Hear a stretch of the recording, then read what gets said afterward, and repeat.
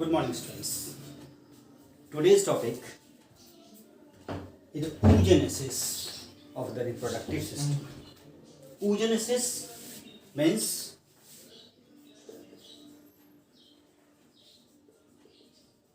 formation of female gamete.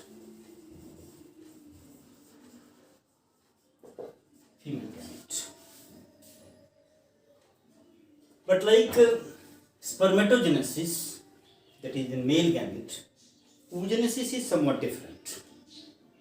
Just we have studied in spermatogenesis that after getting puberty, the GnRH secreted from the hypothalamus and then the FSH is secreted from the pituitary gland. Then that FSH act upon the germinal epithelium to form sperm. Firstly by the multiplication, then by the growth, and then by the maturation, and they will produce the spermatogenesis. Simultaneously, that sperms are stored into the epididymis and needful ejection will be there in the formation of the sperm to that is semen by the addition of the different secretions of the prostate gland, that is the Copper's gland, that is the seminiferous seminal vesicles. These are the alkaline fluids and they mix with the sperm to form the semen. And that semen will be passed out from the male genitalia to the female genitalia, or it will be stored. But in case of female, it has been observed that in the case of a womb, in the case of uterus of the mother, if developing embryo is female, the gametogenesis, oogenesis process will be started without puberty, and then by the study of that particular complete conversion of that particular germinal epithelium to the ovum, we can study into three different phases, that is multiplication phase. What happens in this phase? The germinal epithelium,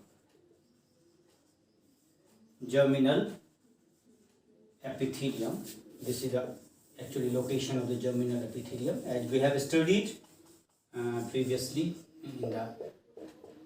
when we studied the LS and TS of the ovary. Then we will see that this is germinal epithelium. Multiplication of the germinal epithelium, and as you know that the germinal epithelium is diploid in nature. What happens? This germinal epithelium divides mitotically. Many more diploid cells.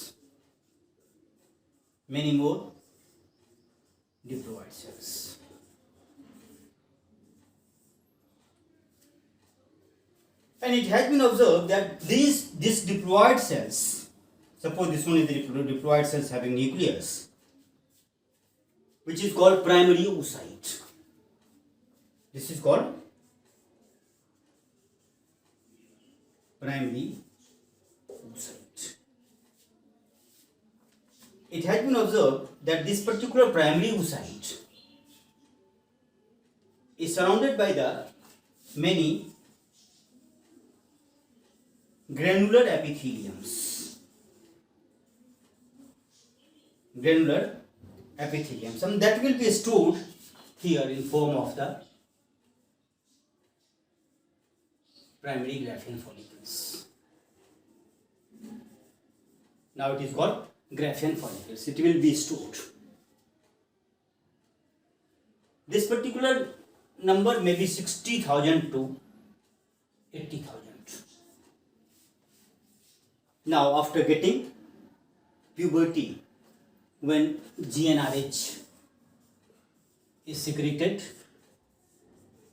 FSH is secreted, and this FSH act upon the oldest Graafian follicles having follicular antrum, and this primary Graafian follicle start to move from this marginal area to the central part and then to the marginal area. Peripheral to central and central to peripheral. During this movement, what happens? The growth phase will be taken place. That is called growth phase. It has been observed this one of them become enlarged. It has been observed that this will be collected, the primary graphene follicles will be surrounded by the granules, and now this granular part is ready to convert into the ova. But before maturation, before puberty, there is this particular graphene follicle will convert into ova, and meiosis will not also be started.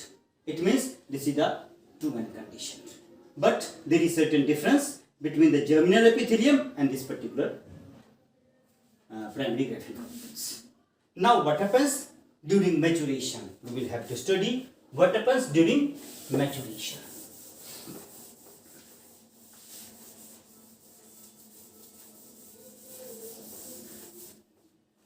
Well, suppose this one is the primary graphene follicle.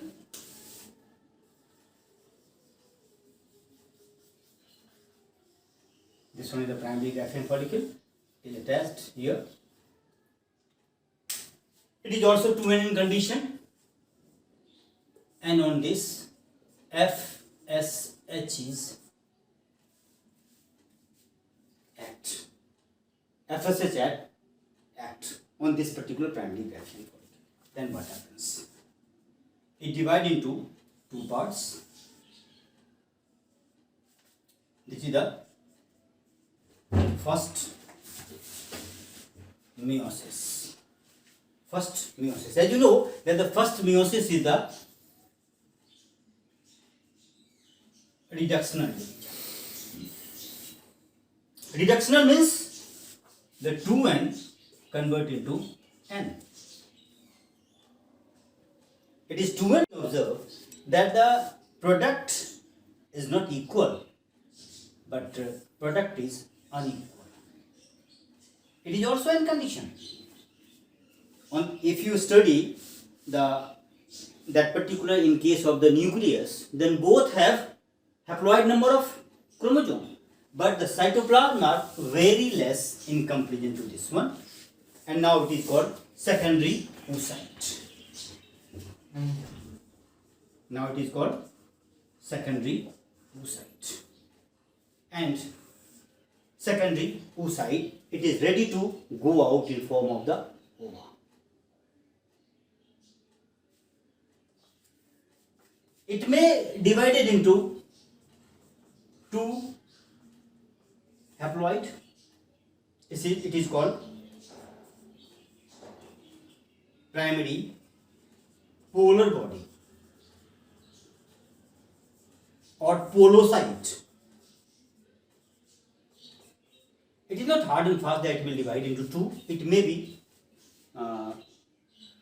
not divided into two, but it will be adjusted, it will be balanced. Why? Because their cytoplasm will not support the division. It has all the number of chromosomes are equal to this one, but the cytoplasmic contents are very less, so it may not be divided, or if it will divide, then either this condition will disappear, or at least in this condition it will be disappeared. Okay, now oogenesis, ovulation takes place. Ovulation takes place. Of course, meiotic second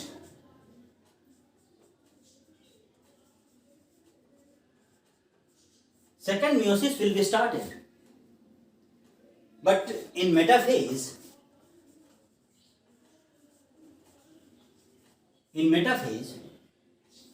it will be arrested. Now, after that, metaphase will not be proceed, and it will come out in form of the secondary oocyte and received by the go to the fallopian tube, and here inside fallopian tube it waits for the sperm. Suppose the sperm will enter inside it, then that metaphase, arrest metaphase, convert into anaphase, and here again it will divide it into unequal diploid second meiosis, or meiotic second will be takes place. Both are here haploid, it is also haploid, and this is called secondary polocyte. There is no significance of this one in the female reproductive system. 1, 2, 3 or 1, 2 will disappear. Now this is the condition. After this division, amphimixis will take place and the zygote is produced.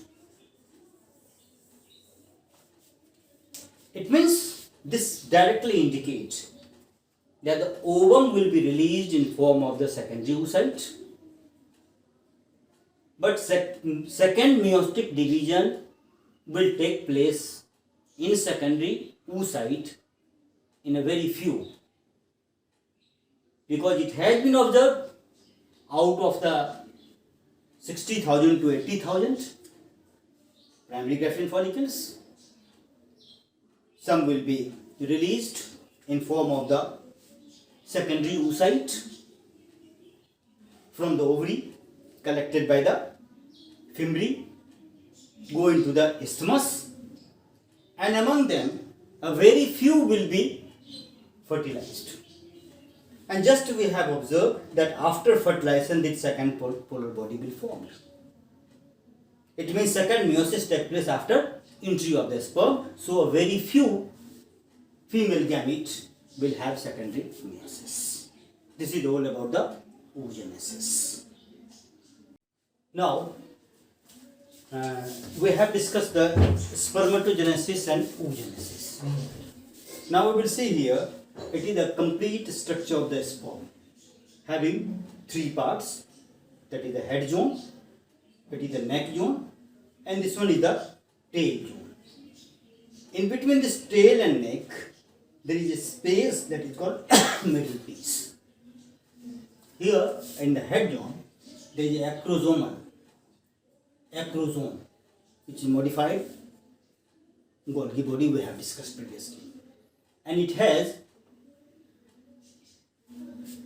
enzymes to digest this either corona radiata or the zona pellucida, like that, to make a space to insert inside the ova. This is the haploid nucleus. It is one of the characteristic feature of the gamete, that is the haploid nucleus is present here. As you know that there is no any centriole in this particular ova. It is one of the significant characteristic feature that during maturation, it has been observed that the centriole or the polar body will be vanished here, and centriole is also not present in it. So they have need of the centriole for the further mitotic division after zygote formation, and this centriole is used for that. This is the primary centriole. A secondary centriole is also present here, which is responsible to control the lacing movement of these particulars and the action of the axial filament or the mitochondria, etc. In middle piece, there is a ring centriole also. It has been located at the end of the middle piece, but their function is quite unknown. It has need of research that what is the function of this particular ring centriole. This axial filament continued in form of the tail, and here we have just 9+2 structures. This axial filament have 9+2 structure, and they are mainly made up of the proteinaceous fiber. It is all about the structure of the sperm. In case of the ova, whenever it will come out from the ovary, it has an outer covering that is called corona radiata. Just we have discussed previously that when this particular secondary oocyte floating in the follicular antrum, it is not rotating, it is just floating, hanging inside the follicular antrum. On that time it is also attached by the granular substances, and that is in form of the corona radiata. A very important layer is formed that is called zona pellucida, and their function is very much vital in the after the fertilization also. It also checks the polyembryony or the polyspermy. We will discuss in fertilization. It also checks the polyspermy. It is also responsible for the diagnosis of the sperm, so on. But